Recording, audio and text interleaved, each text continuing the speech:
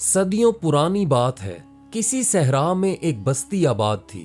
وہاں کے لوگ ایک خاندان کی مانند محبت اور بھائی چارے میں بندھے ہوئے تھے، مگر ان کی زندگی مشکلات سے خالی نہ تھی۔ ان کی بستی میں کھجور کے چند درختوں کے سوا کوئی فصل نہ اگتی تھی، لیکن ان کی مشکلات کا اصل سبب کچھ اور ہی تھا۔ ان کی بستی اور شہر کے درمیان ایک گہری خندق حائل تھی، جس پر ہر وقت شہری سپاہیوں کا پہرا رہتا تھا۔ بستی والوں کے لیے اس خندق کو عبور کرنا اور شہر میں داخل ہونا ناممکن تھا، کیونکہ جو بھی ایسا کرنے کی کوشش کرتے ہوئے پکڑا جاتا، اسے سپاہیوں کی جانب سے سخت سزا دی جاتی۔ شہر کے سپاہی بستی والوں سے برا سلوک کرتے اور ان کے مردوں کو پہاڑوں سے پتھر نکالنے پر مجبور کرتے۔ گاؤں کے لوگ پہاڑوں سے جو پتھر نکالتے، سپاہی انہیں اونٹوں پر لاد کر شہر منتقل کر دیتے۔ اس مشقت کے بدلے بستی والوں کو کچھ مقدار میں کھانے پینے کی اشیاء مل جاتی، جو بمشکل انہیں زندہ رکھنے کے لیے ہی کافی ہوتی۔ بس یہی ان کی زندگی تھی۔ وہ صحرا کے اس پار کی دنیا کے بارے میں کچھ نہ جانتے تھے اور نہ ہی انہیں پڑھنے لکھنے کا موقع ملا۔ یوں لگتا تھا جیسے وہ ایک بند دائرے میں زندگی گزار رہے ہیں، نہ کوئی بڑی خواہشات، نہ خواب، بس 2 وقت کی روٹی کا حصول ہی ان کی زندگی کا مقصد بن چکا تھا۔ اسی بستی میں ایک 20 سالہ لڑکی رہتی تھی جس کا نام سمیہ تھا۔ وہ ہر صبح گدھے پر آٹا اور راشن لاد کر گھر گھر جا کر تقسیم کرتی۔ یہ وہی راشن ہوتا جو شہر کے سپاہی گاؤں کے لوگوں کے لیے سمیہ کے والد تک پہنچا دیتے۔ زندگی کی تمام مشکلات کے باوجود سمیہ کو یہ کام کرنے میں بے حد خوشی محسوس ہوتی تھی، کیونکہ وہ اپنی بستی کے لوگوں سے ہمدردی اور محبت کرتی تھی۔ سمیہ کے چچا کا ایک بیٹا تھا جس کا نام ساحر تھا اور وہ اپنی بوڑھی دادی کے ساتھ رہتا تھا۔ سمیہ کے والد نے اسے اپنے بیٹے کی طرح پالا اور اسی وجہ سے وہ ساحر سے خصوصی محبت اور لگاؤ رکھتے تھے۔ سمیہ کے خواب اس بستی کی محدود دنیا سے بہت آگے کے تھے۔ وہ اس ریت کے سمندر سے پرے کی دنیا دیکھنے کی آرزو رکھتی تھی۔ جب بھی اس کا کام جلدی ختم ہو جاتا، وہ تیزی سے اپنے پسندیدہ مقام یعنی شہر اور بستی کے بیچ حائل خندق کے قریب پہنچتی۔ وہ وہاں خاموش پتھروں کے بیچ بیٹھ کر دور تک پھیلی ریت کی وسعتوں کو دیکھتی اور شہر اور اس کے لوگوں کی زندگی کے بارے میں سوچنے لگتی۔ اس کے دل میں ہمیشہ یہ سوال رہتا کہ خندق کے اس پار کیا ہے، وہ لوگ کیسے ہوں گے، ان کے گھر کیسے دکھتے ہوں گے۔ اسے لگتا تھا کہ یہ خندق محض زمین میں ایک دراڑ نہیں بلکہ گاؤں کی خوشحالی کے درمیان ایک رکاوٹ ہے۔ ایک دن جب وہ آٹا تقسیم کر چکی تو وہ خندق کے قریب اپنے معمول کے مقام پر چل نکلی۔ جب وہ اس مقام کے قریب پہنچی تو اچانک رک گئی۔ اس نے ایک نوجوان کو ایک بڑی سی چٹان پر بیٹھے دیکھا جو کہ بانسری بجا رہا تھا۔ اس کی دھن اداس مگر دل کو چھو لینے والی تھی۔ سمیہ اس موسیقی کی کشش میں بے حرکت کھڑی رہی۔ وہ نوجوان کے ہاتھوں کی نفیس حرکات اور اس انداز کو دیکھ رہی تھی جس میں وہ بانسری کو اپنی روح کا حصہ سمجھ کر بجا رہا تھا۔ لیکن اچانک اس کی نظر قریب ہی بندھے ہوئے ایک گھوڑے پر پڑی۔ گھوڑے کو دیکھ کر اسے اندازہ ہوا کہ یہ نوجوان اس بستی کا نہیں بلکہ شہر کا رہنے والا ہے۔ اچانک اسے خوف نے جکڑ لیا اور وہ واپس لوٹنا چاہتی تھی، لیکن نوجوان کی آواز نے اس لمحے کی خاموشی کو توڑ دیا۔ اس نے اونچی آواز میں کہا، رکو، وہاں کون ہے؟ سمیہ یہ آواز سن کر وہیں ٹھہر گئی۔ نوجوان اس کی طرف مضبوط قدموں سے بڑھا اور اس کی آنکھوں میں بے حد غصہ تھا۔ اس نے سخت لہجے میں کہا، تم یہاں خندق کے قریب کیا کر رہی ہو؟ کیا تمہیں معلوم نہیں یہاں آنا منع ہے؟ سمیہ نے اپنے خوف کو قابو کرنے کی کوشش کی۔ وہ ہچکچاتے ہوئے بولی، میں تو نوجوان نے غصے سے اپنی آواز کو بلند کرتے ہوئے کہا، کیا تمہیں معلوم نہیں کہ یہ جگہ خطرناک ہے؟ خوف کے مارے سمیہ کی آنکھوں میں آنسو آ گئے اور وہ دھیمی آواز میں بولی، مجھے معاف کر دیں، مجھے واقعی علم نہیں تھا۔ اس کے آنسو دیکھ کر نوجوان کی غصے سے بھری آواز نرم پڑ گئی۔ اس نے سکون سے کہا، ٹھیک ہے، اس بار میں تمہیں معاف کر رہا ہوں، لیکن دوبارہ یہاں مت آنا۔ اب فوراً اپنی بستی کی طرف واپس لوٹ جاؤ۔ اس کے مزید کچھ کہنے سے پہلے ہی سمیہ پوری رفتار سے بھاگی اور بغیر رکے وہ بستی کے داخلی راستے تک پہنچ گئی۔ وہ خوف سے ہانپ رہی تھی اور خود کو پرسکون کرنے کے لیے وہیں ایک چٹان پر بیٹھ گئی۔ جب وہ تھوڑا بہتر محسوس کرنے لگی تو وہ اپنے گھر واپس آئی اور گھر کے کاموں میں مصروف ہو گئی، لیکن اس کا دماغ اس اجنبی نوجوان کے بارے میں سوچتا رہا۔ اس کے دماغ میں بانسری کی دھنیں گونج رہی تھیں جو اس نے اس سے پہلے کبھی نہیں سنی تھی۔ اس نے اپنے دل میں کہا، کیا ہوگا اگر میں وہاں دوبارہ جاؤں اور اسے دور سے دیکھوں؟ شاید میں سمجھ سکوں کہ لکڑی کی وہ چیز کیا تھی جس سے وہ دھنیں نکال رہا تھا۔ اگلے دن سمیہ نے دوبارہ کوشش کرنے کا فیصلہ کیا۔ اس نے اپنا کام جلدی جلدی نپٹایا اور خندق کی طرف چلنا شروع کر دیا۔ وہاں پہنچ کر وہ ایک بڑی چٹان کے پیچھے چھپ گئی اور صبر کے ساتھ اس جگہ کو دیکھنے لگی جہاں پچھلی مرتبہ اس نے نوجوان کو دیکھا تھا۔ وہ انتظار کرتی رہی لیکن نوجوان نہ آیا۔ اس کا یہ انتظار 3 دن تک جاری رہا، لیکن ہر بار وہ مایوس ہو کر لوٹ آتی۔ 3 دن کے بعد جب وہ بستی میں آٹا تقسیم کر رہی تھی تو اس نے میدان سے چیخوں اور ہنگامے کی آوازیں سنی۔ وہ ان آوازوں کو نظر انداز نہ کر سکی اور فوراً آواز کی سمت بھاگتی ہوئی گئی۔ وہاں اس نے بستی کے لوگوں کی ایک بھیڑ دیکھی۔ سمیہ نے دیکھا کہ شہر کا سپاہی اپنی سرکاری وردی میں ایک بستی کے نوجوان کو کوڑے سے پیٹ رہا تھا اور اس کی چیخیں خاموشی کو چیر رہی تھی۔ جب سپاہی نے اپنا کام ختم کیا تو وہ ہجوم کی طرف دیکھ کر سخت لہجے میں بولا، یہ ان لوگوں کی سزا ہے جو خندق عبور کرنے کی کوشش کرتے ہیں۔ اگر اس نے دوبارہ ایسا کرنے کی کوشش کی تو اس کا انجام موت ہوگا۔ سمیہ سپاہی کے سخت الفاظ سن کر کانپ گئی، لیکن جو کچھ اس کے بعد ہوا وہ حیران کن تھا۔ ہجوم کے درمیان سے وہ بانسری بجانے والا نوجوان نمودار ہوا۔ وہ اپنے گھوڑے کو کھینچتا ہوا سپاہی کے قریب آیا۔ کوڑے برسانے والا سپاہی گھوڑے پر سوار ہوا اور وہ دونوں خندق کی جانب روانہ ہو گئے۔ سمیہ نے محسوس کیا کہ یہ موقع دوبارہ نہیں ملے گا۔ اس نے اپنا دوپٹہ سر پر اوڑھا اور خندق کی طرف چلنے لگی۔ وہاں پہنچ کر وہ ایک چٹان کے پیچھے چھپ کر منظر دیکھنے لگی۔ اس نے دیکھا کہ جو سپاہی کوڑے برسا رہا تھا وہ خندق عبور کر کے شہر کی طرف روانہ ہوا، جبکہ بانسری بجانے والا نوجوان خندق کے کنارے بیٹھ کر ارد گرد کا جائزہ لینے لگا۔ چند لمحوں کے بعد اس نے بانسری نکالی اور بجانا شروع کر دی۔ ایک مرتبہ پھر سے وہی دلکش دھنیں فضا میں بکھر گئیں۔ جب سورج غروب ہونے کو تھا تو نوجوان نے بانسری بجانا بند کر دی اور اپنا بستر بچھا کر وہیں آرام کرنے لگا۔ اب سمیہ سمجھ گئی کہ وہ خندق کے گرد تعینات محافظوں میں سے ایک ہے، لیکن حیرت اس بات پر تھی کہ وہ باقی محافظوں کی طرح وردی نہیں پہنتا تھا۔ شاید اسی لیے وہ اس کو پہلی بار پہچان نہ پائی۔ اب سمیہ گھبرانے لگی اور خاموشی سے واپس بستی جانے کا فیصلہ کیا، لیکن اچانک اسے ایک گرجدار آواز آئی، کون ہے وہاں؟ سمیہ پر خوف طاری ہوا اور وہ تیزی سے دوڑنے لگی۔ اس نے مڑ کر پیچھے بھی نہ دیکھا۔ وہ چٹانوں میں چھپتے چھپاتے گھر تک پہنچ گئی تو اس کے والد نے پوچھا، سمیہ تم کہاں تھی؟ ہم تمہارے بارے میں بہت فکر مند تھے۔ سمیہ نے اپنا سر اٹھایا اور تھکی ہوئی آواز کے ساتھ بولی، مجھے معاف کر دیں بابا، میں آٹا تقسیم کرنے میں تھوڑی دیر لگا بیٹھی۔ پھر اس نے کہا، بابا آج میں نے دیکھا کہ ایک شہری سپاہی ہماری بستی کے ایک نوجوان کو کوڑے مار رہا تھا، جس سے مجھے بہت دکھ اور خوف ہوا۔ اسی وجہ سے میں گاؤں کی عورتوں کے ساتھ بیٹھ کر کچھ دیر باتیں کرتی رہی اور مجھے دیر ہو گئی۔ اس کے والد نے اسے تسلی دینے کے لیے کہا، بس اہم بات یہ ہے کہ تم ٹھیک ہو، لیکن آئندہ ایسا نہ کرنا۔ اگلے دن سمیہ نے جلدی سے اپنا کام ختم کیا اور ہمیشہ کی طرح خندق کی طرف دوڑ پڑی۔ وہاں پہنچ کر اس نے دیکھا کہ ایک شہری سپاہی نوجوان بانسری بجانے والے پر چلا رہا تھا۔ وہ ساری باتیں سن نہیں پائی، مگر بات کا اختتام اس کے کانوں تک پہنچا۔ تم سب سے ناکام سپاہی ہو جو ہمارے پاس آیا ہے۔ شہری سپاہی نے غصے میں زور سے اس کے چہرے پر تھپڑ مارا اور کہنے لگا، آخری موقع دے رہا ہوں، اگر دوبارہ غلطی کی تو انجام برا ہوگا۔ وہ سپاہی قدم مارتا ہوا وہاں سے چلا گیا، جبکہ نوجوان زمین پر بیٹھا رہ گیا۔ سمیہ کو نوجوان کے لیے ایک عجیب سی ہمدردی محسوس ہوئی۔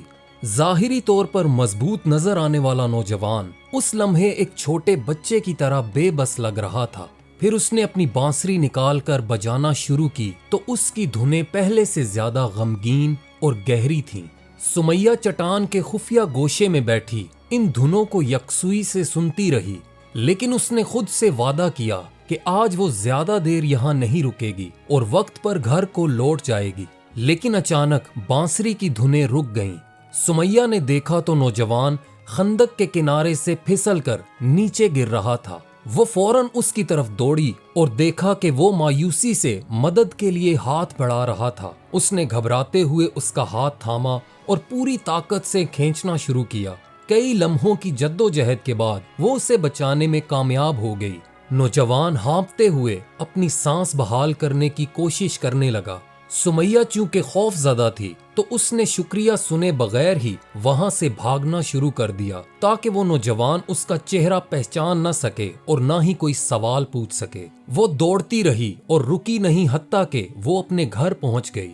اگلے روز پھر سے سمیہ خندق کی طرف گئی اور چٹان میں چھپ کر بیٹھ گئی۔ نوجوان نے ہمیشہ کی طرح بانسری بجانا شروع کی، لیکن اچانک وہ رک گیا۔ اس نے بلند آواز میں کہا، مجھے معلوم ہے تم یہیں کہیں ہو، وہی جس نے کل میری جان بچائی۔ اگر تم یہاں ہو تو آؤ مجھ سے بات کرو، میں وعدہ کرتا ہوں تمہیں کوئی نقصان نہیں پہنچاؤں گا۔ سمیہ حیران تھی کہ اسے کیسے پتا چلا کہ وہ وہاں موجود ہے، لیکن وہ باہر آنے کی ہمت نہ کر سکی۔ نوجوان نے دوبارہ پکارا، میں جانتا ہوں تم مجھے سن رہی ہو، میں صرف تمہارا شکریہ ادا کرنا چاہتا ہوں، مجھ سے ڈرنے کی ضرورت نہیں۔ سمیہ تھوڑا تذبذب کا شکار ہوئی، لیکن آخرکار آہستہ قدموں سے باہر آ گئی۔ وہ احتیاط سے اس کی طرف بڑھی، یہاں تک کہ نوجوان نے اسے دیکھ لیا۔ اس نے مسکرا کر کہا، شکریہ، تم نے میری جان بچائی۔ سمیہ کی ہمت بڑھی اور کہنے لگی، میں تم سے کچھ پوچھنا چاہتی ہوں۔ یہ کیا چیز ہے جس سے تم خوبصورت آوازیں نکالتے ہو، اور تم ایسا کیسے کرتے ہو؟ نوجوان نے اپنی تھیلی سے بانسری نکالی اور کہنے لگا، تم اس کے بارے میں پوچھ رہی ہو، اسے بانسری کہتے ہیں۔ سمیہ پہلی بار مسکرائی اور بولی، ہاں میں روز تمہیں یہ بجاتے ہوئے سنتی ہوں، لیکن یہ جادوئی لگتی ہے۔ نوجوان یہ سن کر ہنس پڑا اور بولا، اگر تم بھی اسے سیکھنا چاہو تو میں خوشی سے تمہیں سکھا دوں گا۔ یہ سن کر سمیہ کا چہرہ خوشی سے کھل اٹھا اور وہ بولی، کیا واقعی میں بھی ایسا کر سکتی ہوں؟ نوجوان نے کہا، ہاں تم یقیناً کر سکتی ہو۔ پھر وہ تھوڑا قریب آیا اور کہنے لگا، میرا نام یامن ہے۔ سمیہ نے بھی اسے اپنا نام بتایا اور وہ دونوں ایک چٹان پر بیٹھ گئے۔ نوجوان نے جب اسے بانسری بجانے کا طریقہ بتایا تو سمیہ اس کی ہر بات کو حیرت سے سن رہی تھی، جیسے وہ ایک نئی دنیا دریافت کر رہی ہو۔ اب وہ روزانہ خندق کے پاس جاتی، کبھی یامن اس کے لیے بانسری بجاتا اور کبھی اسے بانسری بجانے کے بنیادی اصول سکھاتا۔ جب بھی قافلوں کا شور قریب آتا، یامن اپنی ذمہ داریاں انجام دیتا اور سمیہ چٹان کے پیچھے چھپ جاتی۔ وقت گزرنے کے ساتھ ساتھ یامن نے سمیہ کو پڑھنا اور لکھنا بھی سکھایا۔ اس نے اسے خندق کے پار کی دنیا کے بارے میں بتایا، بڑی عمارتوں، سرسبز میدانوں، خوشبودار پودوں اور مختلف جانوروں کے بارے میں بھی بتایا جن کے بارے میں سمیہ نے کبھی سنا بھی نہ تھا۔ یامن نے اسے ان شہروں کے بارے میں بھی بتایا جہاں لکڑی کے مکانات اور بلند و بالا محلات موجود ہیں۔ سمیہ ہر روز کچھ نیا سیکھتی اور محسوس کرتی جیسے وہ اپنی دنیا سے نکل کر ایک وسیع دنیا میں قدم رکھ رہی ہو۔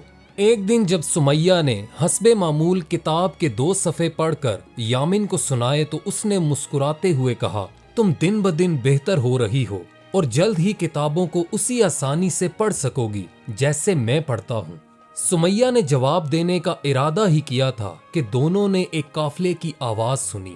سمیہ فوراً چٹان کے پیچھے چھپ گئی اور یامن صورتحال کا جائزہ لینے کے لیے روانہ ہوا۔ واپس آ کر یامن نے دھیمی آواز میں کہا، یہ قافلہ تمہاری بستی سے شہر کی طرف جا رہا ہے۔ سمیہ نے عام سے لہجے میں جواب دیا، ہاں ہاں، پتھروں کا قافلہ ہر شام یہاں سے گزرتا ہے۔ یامن یہ سن کر دھیرے سے ہنسا اور زمین سے ایک چھوٹا سا پتھر اٹھاتے ہوئے بولا، یہ پتھر ہیں، لیکن جو ہم تمہاری بستی سے لے کر جاتے ہیں وہ کوئی عام پتھر نہیں۔ سمیہ حیرت سے اسے دیکھتے ہوئے بولی، لیکن ہم تو اسے پیلا پتھر کہتے ہیں اور جو تمہارے ہاتھ میں ہے ہم اسے کالا پتھر کہتے ہیں۔ ये सुनकर यामिन ने कहा, जो कुछ मैं तुम्हें बताने वाला हूँ ये अब तक का सबसे बड़ा राज है। ये पीले पत्थर जिन्हें तुम पत्थर कहती हो, हम इन्हें सोना कहते हैं। इन पहाड़ों से सोना निकलता है जो बहुत बड़ी दौलत है। ये एक छोटा सा पत्थर तुम्हारी बस्ती की 1 महीने की आटे की जरूरत को पूरा कर सकता है। ये सुनते ही सुमैया की आंखें हैरत से फटी रह गईं। वो हल्की सी लरजती आवाज में बोली, 1 महीने का आटा? लेकिन हमें ये क्यों नहीं बताया गया? यामिन ने संजीदा लहजे में जवाब दिया, जो कुछ मैं कहने वाला हूँ वो सदमा देने से कम नहीं, लेकिन तुम सच्चाई जानने की हकदार हो। तुम्हारी बस्ती के लोगों को जाहिल रखना शहर के हाकिम का हमेशा से मकसद रहा है। उसने मजीद कहा, कई दिहाइयों पहले जब शहर के हाकिम ने तुम्हारी बस्ती में सोने की कानें दरियाफ्त की तो उसने अपने सिपाहियों को खंदक खोदने और बस्ती के तमाम नौजवानों को कत्ल करने का हुक्म दिया। उसने सिर्फ बच्चों को जिंदा छोड़ा, उन्हें खाना और पानी फराहम किया ताकि वो बड़े होकर कानों में काम कर सकें। शहर के हाकिम ने ना तो इन्हें पढ़ना सिखाया और ना लिखना, और इन्हें हमेशा जहालत के अंधेरे में रखा, और इस तरह नस्ल दर नस्ल लोग इसी जहालत में जिंदा रहे, इस कीमती चीज की कीमत जाने बगैर जो वो अपने हाथों से निकालते हैं। तुम्हारी बस्ती के लोग इसे चोरी भी नहीं करते क्योंकि उनके नजदीक ये सिर्फ पत्थर हैं। यामिन की ये बातें सुनकर सुमैया हैरत से बोली, लेकिन तुम ये सब मुझे ही क्यों बता रहे हो और मैं ही क्यों? यामिन ने जवाब दिया, मैंने तुम्हें ये हकीकत इसलिए बताई क्योंकि मैं तुम पर भरोसा करता हूँ। तुम एक अच्छी लड़की हो, वो चीजें पसंद करती हो जो मुझे भी पसंद है। ये एक बड़ा राज था जो मैंने तुम्हें बताया। सुमैया ने कहा, मैं वादा करती हूँ मैं किसी को इस राज के बारे में नहीं बताऊंगी, लेकिन मैं तुमसे भी एक वादा चाहती हूँ। बचपन से ही मैं ख्वाब देखती हूँ कि बस्ती से बाहर निकलूं और खंदक को अबूर करूं। मैं बैरूनी दुनिया देखना चाहती हूँ, क्या तुम मेरी मदद करोगे? यामिन ये सुनकर मुस्कुराया और कहने लगा, मैं कोशिश करूंगा तुम अपना ख्वाब पूरा कर सको। जब वक्त आएगा तो मैं तुम्हें बताऊंगा। सुमैया ये सुनकर वहां से चली गई। जब वो घर पहुंची तो अपने काम मुकम्मल किए और वालिद का इंतजार करने बैठ गई। जब उसके वालिद घर आए और सब खाने पर जमा हुए तो उसने अपने वालिद से कहा, बाबा क्या आप कल मुझे पत्थरों की खुदाई के मकाम पर ले जा सकते हैं? वालिद ने हैरत से इसकी वजह पूछी तो उसने जवाब दिया, मैं वहां जाना चाहती हूँ क्योंकि मैं काफी वक्त से वहां नहीं गई। उसकी ये बात सुनकर वालिद ने भी हाँ कर दी। अगले दिन सुबह जब वो खुदाई के मकाम पर पहुंचे तो सुमैया रुकी और मंजर देखने लगी। उसने देखा कि गांव के मर्द बगैर रुके काम कर रहे हैं। उनके बाजुओं पर काम की सख्ती की वजह से जख्मों के निशान थे। अचानक उसके ख्यालात को उसके चचा के बेटे साहिर की आवाज ने तोड़ दिया। वो कहने लगा, सुमैया क्या तुम्हें ये जगह पसंद आई? सुमैया ने उसकी तरफ देखा और जवाब दिया, हाँ मुझे ये जगह पसंद आई। साहिर ने आगे बढ़कर कहा, आओ मेरे साथ, मैं तुम्हें कुछ दिखाना चाहता हूँ लेकिन किसी को बताना नहीं। सुमैया तजस्सुस के साथ उसके पीछे चल दी। उसने एक मशल रोशन की और उसे एक पहाड़ की कान की तरफ साथ ले गया। वो जगह तारीक लेकिन वसी थी। साहिर ने फखरिया लहजे में कहा, ये रंगीन पत्थरों की कान है जो चंद हफ्ते पहले मैंने दरियाफ्त की है और मैंने किसी को इसके बारे में नहीं बताया। मैं तुम्हें ये पत्थर तोहफे में देना चाहता था। उसने 4 छोटे पत्थर उठाए और उनकी तरफ इशारा करते हुए कहा, देखो ये वो रंग हैं जो मैंने अब तक दरियाफ्त किए हैं। सुमैया ने पत्थर उससे लेकर छोटी सी मुस्कुराहट के साथ शुक्रिया अदा किया और अपने वालिद के साथ घर वापस आ गई। लेकिन उसका जहन मुसलसल इन चीजों के बारे में सोचता रहा। अगले दिन उसने अपना मामूल का काम खत्म किया और फिर से खंदक की तरफ चली गई। यामिन वहां उसका इंतजार कर रहा था, लेकिन उसके चेहरे पर परेशानी के आसार थे। उसने धीमे लहजे में कहा, मैं माजरत चाहता हूँ, आज मैं बांसुरी नहीं बजा सकता। कल जब मैं बांसुरी बजा रहा था तो मेरे निगरान ने उसे तोड़ दिया। उसने इस पर ही बस नहीं किया बल्कि मेरी 1 हफ्ते की उजरत भी रोक ली। सुमैया ने टूटी हुई बांसुरी को अफसोस से देखा और पूछा, वो तुम्हारे साथ ऐसा सलूक क्यों करते हैं? यामिन ने अपने दुख को छुपाने की कोशिश करते हुए जवाब दिया, کیونکہ میں اس کام میں نیا ہوں، لیکن وقت کے ساتھ ساتھ اگر میں نے محنت دکھائی تو اپنی جگہ ثابت کر لوں گا اور اہم بن جاؤں گا۔ سمیہ کو اس کے لیے دکھ ہوا، لیکن پھر فوراً اس نے اپنے تھیلے میں سے رنگین پتھر نکالے جو اسے ساحر نے دیے تھے۔ اس نے انہیں یامن کی طرف بڑھاتے ہوئے کہا، ہو سکتا ہے اگر تم انہیں ان رنگین پتھروں والے پہاڑ کے بارے میں بتاؤ تو اس سے تمہاری اہمیت بڑھ جائے۔ یامن نے ان پتھروں کو غور سے دیکھا، پھر حیرت اور جوش بھرے لہجے میں بولا، یہ تمہیں کہاں سے ملے؟ یہ تو ہیرے ہیں۔ سمیہ نے سر ہلا کر لا علمی کا اظہار کیا۔ ہیرا؟ وہ کیا ہوتا ہے؟ یامن نے کہا، اس بات کو چھوڑو، مجھے یہ بتاؤ یہ پہاڑ کہاں ہے؟ سمیہ نے محتاط انداز میں اس کی طرف دیکھا اور کہنے لگی، وعدہ کرو تم کسی کو یہ نہیں بتاؤ گے کہ میں نے تمہیں یہ راز دیا، اور یہ بھی وعدہ کرو کہ تم وہاں کسی کو نقصان نہیں پہنچاؤ گے۔ ہاں میں وعدہ کرتا ہوں، یہ وعدہ میرے پچھلے تمام وعدوں کی طرح مقدس ہے۔ سمیہ نے تھوڑے تردد کے بعد اسے جگہ کی تفصیلات بتا دیں۔ اسے یامن کے لیے شدید خوشی محسوس ہو رہی تھی اور فخر بھی کہ اس نے یامن کو اپنا مقام بہتر بنانے کا موقع دیا۔ پھر یامن نے اچانک مسکراتے ہوئے کہا، میں 4 دن کی چھٹی پر شہر جاؤں گا، کیوں نہ تم اپنا خواب پورا کرو اور میرے ساتھ چلو؟ یہ سن کر سمیہ کی خوشی کی کوئی حد نہ رہی۔ یہی وہ لمحہ تھا جس کا وہ ہمیشہ انتظار کر رہی تھی۔ اس نے پرجوش لہجے میں جواب دیا، یقیناً میں جانا چاہتی ہوں۔ یامن کہنے لگا، کل میں اپنے نگران کو اس پہاڑ کے بارے میں بتاؤں گا، اور جب میری ترقی ہو جائے گی تو میں واپس آؤں گا تمہیں لے جانے، تم بس تیار رہنا۔ اگلے دن صبح جب سمیہ آٹا تقسیم کر رہی تھی تو اس نے بستی میں ایک غیر معمولی ہلچل محسوس کی۔ اس نے بڑی تعداد میں سپاہیوں کو گھوڑوں پر دیکھا اور یامن ان کے درمیان موجود تھا۔ سمیہ نے فوراً سمجھ لیا کہ وہ رنگین پتھروں والے پہاڑ کی طرف جا رہے ہیں، لیکن چند گھنٹوں کے بعد اس نے بستی کے دوسرے کنارے سے شور اور چیخو پکار کی آوازیں سنی۔ وہ جلدی سے وہاں پہنچی جہاں لوگ ایک خوفناک منظر کے گرد جمع تھے۔ سمیہ خوف کے ساتھ قریب گئی اور دیکھا کہ اس کے چچا کے بیٹے ساحر کو کوڑے مارے جا رہے تھے۔ وہ حیرت اور صدمے سے چیخ اٹھی، اسے سزا کیوں دی جا رہی ہے؟ ایک شخص نے جواب دیا، اس نے سپاہیوں سے رنگین پتھروں کی کان چھپائی تھی، اس لیے اسے کوڑے مارے جا رہے ہیں۔ اچانک سمیہ کے والد ہجوم کے درمیان سے نکلے اور ساحر کے جسم کو اپنے جسم سے بچانے کی کوشش کی۔ وہ سپاہیوں سے التجا کر رہے تھے، رک جاؤ، یہ بچہ ہے، اس سے غلطی ہو گئی، معاف کر دو۔ یہ نہیں جانتا تھا کہ وہ پتھر کون سے ہیں، لیکن سپاہیوں نے سمیہ کے والد کی ایک نہ سنی اور انہیں بھی سزا دیتے ہوئے کوڑے مارنے شروع کر دیے۔ سمیہ چیختی رہی اور ان تک پہنچنے کی کوشش کرتی رہی، لیکن لوگوں نے اسے پکڑ لیا کیونکہ انہیں ڈر تھا کہ کہیں وہ بھی اسی انجام سے دوچار نہ ہو جائے۔ آخر کار سب لوگ خاموشی کے ساتھ گھروں کو لوٹ گئے۔ سمیہ کے والد بستر پر لیٹے درد سے کراہ رہے تھے اور ساحر قریب بیٹھا اپنے زخموں سے تڑپ رہا تھا۔ کوڑوں کے نشانات ان کے جسموں پر گہرے تھے۔ سمیہ ان کے ساتھ آ کر بیٹھ گئی اور اس کی آنکھوں سے بے آواز آنسو جاری تھے۔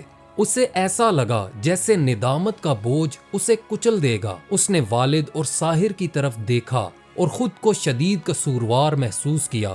وہ خود سے کہنے لگی کہ اسے یامن کو رنگین پتھروں والے پہاڑ کے بارے میں نہیں بتانا چاہیے تھا۔ جب وہ اپنے والد کو کھانا کھلا رہی تھی تو انہوں نے تکلیف کے باوجود مسکراتے ہوئے کہا، بس کرو میری بیٹی، اب مزید مت رو، میں کل ٹھیک ہو جاؤں گا۔ وہ جانتی تھی کہ اس سب کی ذمہ داری اس کے اپنے غیر ذمہ دارانہ فیصلے پر تھی۔ اس کے والد کو اسی کی وجہ سے سزا ملی تھی۔ اس حادثے کے بعد سمیہ اپنے والد کی دیکھ بھال میں لگی رہی۔ اس کو شدید غصہ تھا۔ وہ یامن کا سامنا کرنا چاہتی تھی اور اسے اپنے وعدے پر عمل نہ کرنے کا قصوروار ٹھہرانا چاہتی تھی۔ وہ روزانہ خندق والی مخصوص جگہ پر جاتی اور یامن کے لوٹنے کا انتظار کرتی، لیکن وہ واپس نہ آیا۔ جیسے جیسے دن گزرتے گئے اس کے والد کی حالت مزید بگڑ گئی اور بخار نے انہیں بری طرح جکڑ لیا۔ سمیہ کی ہر کوشش ناکام رہی۔ وہ راتوں کو جاگتی اور ان کی دیکھ بھال کرتی، لیکن ان کا جسم آخر کار ہار گیا۔ سمیہ کے والد दुनिया से रुखसत हो गए।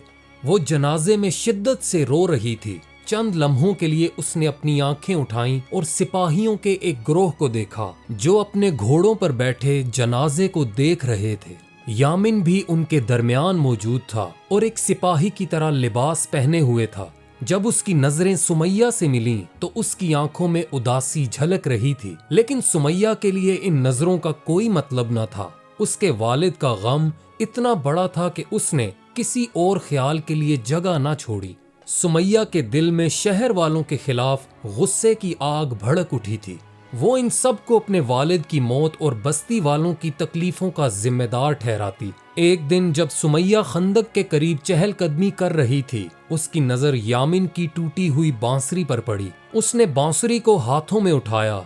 अचानक उसे एक घोड़े की आवाज सुनाई दी जो करीब से आ रहा था। सुमैया, क्या तुम यहाँ हो? ये यामिन की आवाज थी। उसकी आवाज सुनकर सुमैया चट्टान से बाहर आई। यामिन घोड़े से उतरा और उसके करीब आकर बोला, मुझे तुम्हारे वालिद की वफात का अफसोस है। सुमैया ने सर हिलाया मगर कुछ न कहा। यामिन कहने लगा, मुझे सिपाहियों के एक गिरोह का सरबराह मुकर्रर कर दिया गया है। ये सब तुम्हारे बताए हुए राज की बदौलत मुमकिन हुआ।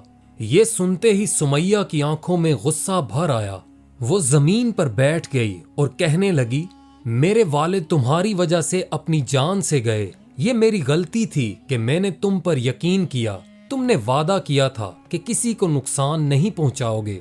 यामिन ने शर्मिंदगी से कहा, मुझे माफ कर दो, मैं कुछ न कर सका क्योंकि वो सिपाही मुझसे ज्यादा रुतबे वाला था।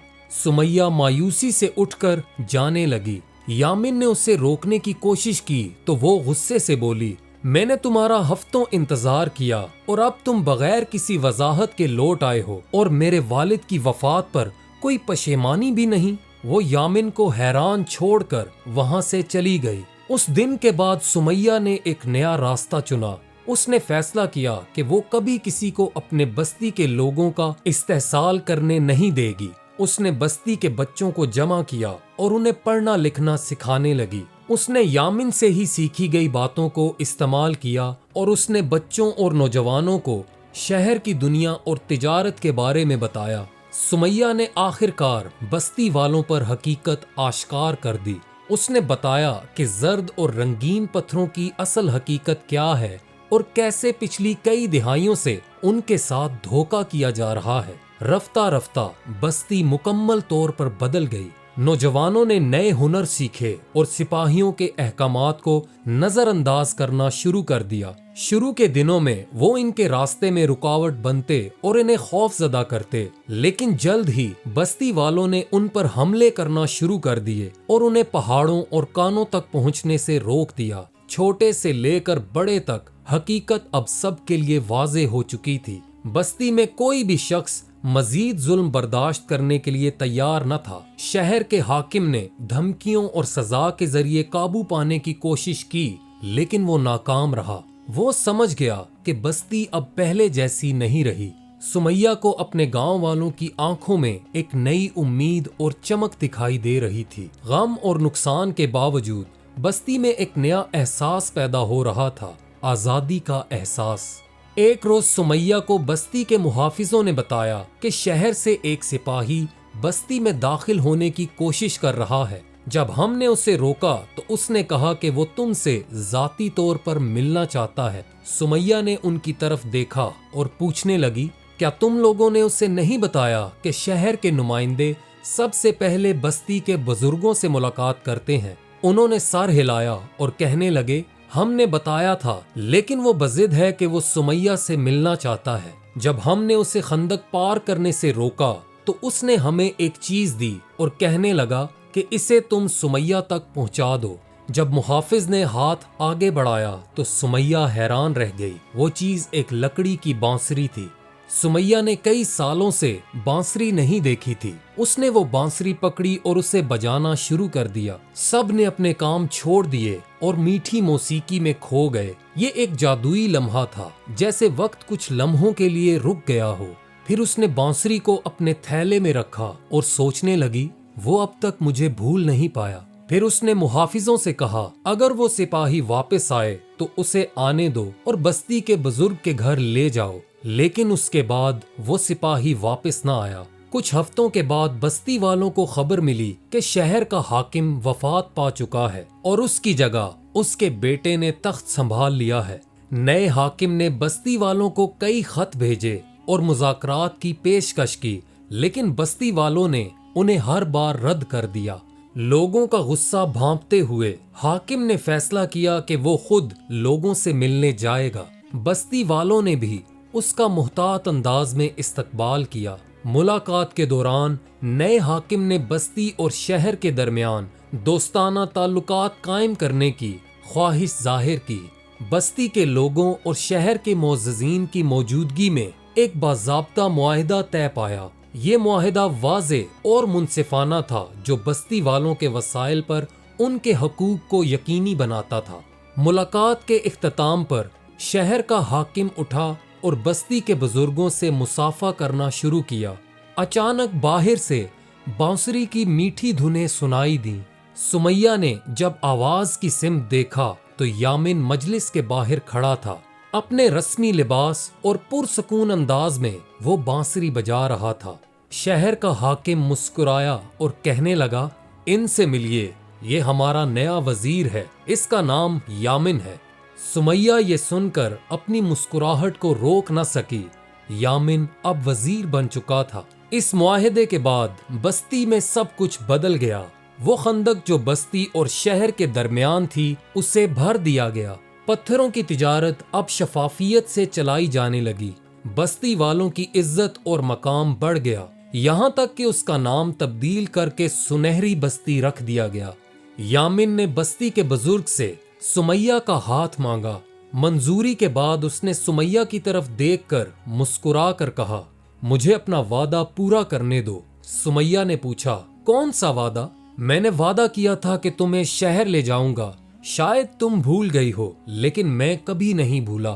یہ سن کر سمیہ خوشی سے سرشار تھی۔ اس نے یامن کا ہاتھ تھاما اور بستی سے باہر پہلا قدم اس کے ساتھ اٹھایا۔